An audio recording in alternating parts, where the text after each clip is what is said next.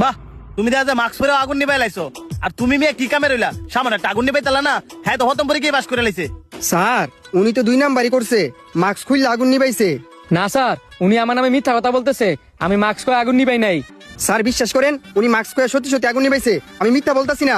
সত্য মিথ্যার যাচাই আমি করব, আপনি না। বরং সব পরীক্ষা দিতে আইছেন, ওইটার দিকে ফোকাস করেন, আরেকজনের পিছনে লাগেন না। স্যার আমি ওনার পিছনে লাগি নাই, যা সত্যি তাই বলছি। হইছে, আমি এত কথা পছন্দ করি না। বরং ওইটা চিন্তা করেন পরবর্তী পরীক্ষা কেমনে পাস করবেন। আমি 2 মিনিটের ভিতরে ওয়াশরুম থেকে আইতাছি, এর ভিতরে দুজনের মধ্যে মীমাংসা করে নেবেন, কারণ আমি কোন দ্বন্দ্ব পছন্দ করি না। ঠিক আছে স্যার। আমার লগে লাগ দিয়েছেন, লাভ নাই। আমার পিছনে লাগা মানুষগুলা সবসময় আমার পিছনেই রয়েছে। আমি তো এখানে আপনার পিছনে লাগতে আসি নাই, ইন্টারভিউ দিতে আসছি, যা সত্যি তাই স্যারকে আমি বলছি। সত্যিটা আপনারে কইতে কইছে কে? স্যার এনে বস আসিল না? আপনি অনেক ইন্টারভিউ দিতে আইছেন, আমি অনেক ইন্টারভিউ দিতে আইছি।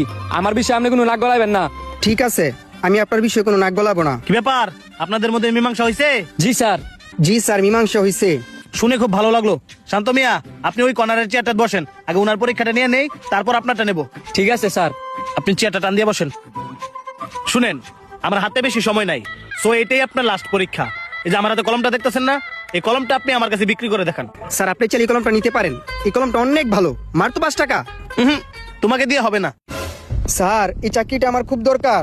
আপনার যেমন এই চাকরিটা খুব দরকার, তেমন আমারও ভালো এবং দক্ষ একজন স্টাফ দরকার। কারণ আপনার দিকে মায়া করে তো আমি আমার কোম্পানি চালাতে পারবো না। অযথা আমার সময়টা আর নষ্ট করেন না। দয়া করে ওই কর্নারের চেয়ারটাতে বসেন আর ওনার পরীক্ষাটা নিতে দেন। ঠিক আছে স্যার। আপনারও সেম পরীক্ষা। এই যে আমার হাতে কলমটা দেখতেছেন, এই কলমটা আমার কাছে বিক্রি করে দেখান। ঠিক আছে স্যার। আপনি এটা আমার কি কলম দিছেন? কলমিতে কালিই নাই। এই নষ্ট কলম আমি আপনার কাছে কিভাবে বিক্রি করব? মানে আমি তো আপনাকে নতুন কলম দিলাম, দেখি তো। আরে ভাই, কলম হইছে আমার, আমি আপনার কি লেগে কলম দিমু? এই মিয়া, আপনার কি মাথা ঠিক আছে? আপনি আমার কলম নিয়ে আপনি নিজের দাবি করতেছেন। কলম দেন। সরি ভাই, এই কলমটা যদি আমার কাছ থেকে আপনার নিতে হয় তাহলে টিয়া দিয়ে কিনে নিতে হইব। মানলাম এটা আপনারই কলম, আপনি একটু কলমটা আমার দেন, আমি একটু চেক করবো এটার মধ্যে কালি আছে নাকি নাই। আমি তো আপনারা বললাম ওই যদি কলমটা নিতে হয় আমার থেকে টাকা দিয়ে কিনে নিতে হইব। আর মেয়ে আপনি দি দেখা যায় ফকিন্নি, ফার্স্টে তা কলম কিনার মুরত নাই, কলমটা কিনা পরে দেন কালি আছে নাকি নাই। তোর এত বড় সাহস, তুই আমার বকি নিকস? তোর ভাসকে দেবেন কলম না, আমি 500 টাকা দিয়ে কিনবো। এত 500 টাকা কলম দে। কিরে, তুই না বলে কলমের কালি নাই, এটা কি? সরি স্যার, মিথ্যার আশ্রয় আর আপনার সাথে বাজে ব্যবহার করার জন্য। আমি যদি মিথ্যার আশ্রয় না নিতাম আপনি কৌতূহল বশত 5 টাকার কলম 500 টাকা দা কিনে নিতেন না। তাই তো, এটা তো আমি চিন্তাই করি নাই। আপনি তো আমার 2 মিনিটে বুকে বানাই দিলেন। স্যার, আপনার চাকরি কনফার্ম। আপনার এই উপস্থিত বুদ্ধির কারণে আপনি এত বড় প্রতিষ্ঠানের মালিক। প্রতিষ্ঠানের মালিক? হ্যাঁ, উনি হচ্ছে এই প্রতিষ্ঠানের মালিক আর আমি হচ্ছে ম্যানেজার। স্যার আসেন।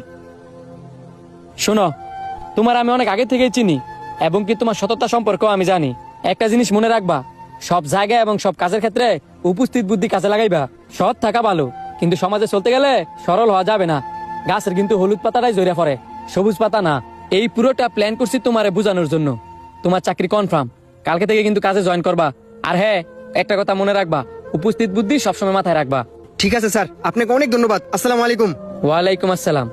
এই ভিডিওটা দেখে কে কি বুঝলেন অবশ্যই কমেন্ট করে জানাবেন, আর ভালো লাগলে কিন্তু বেশি বেশি করে শেয়ার করে দিবেন।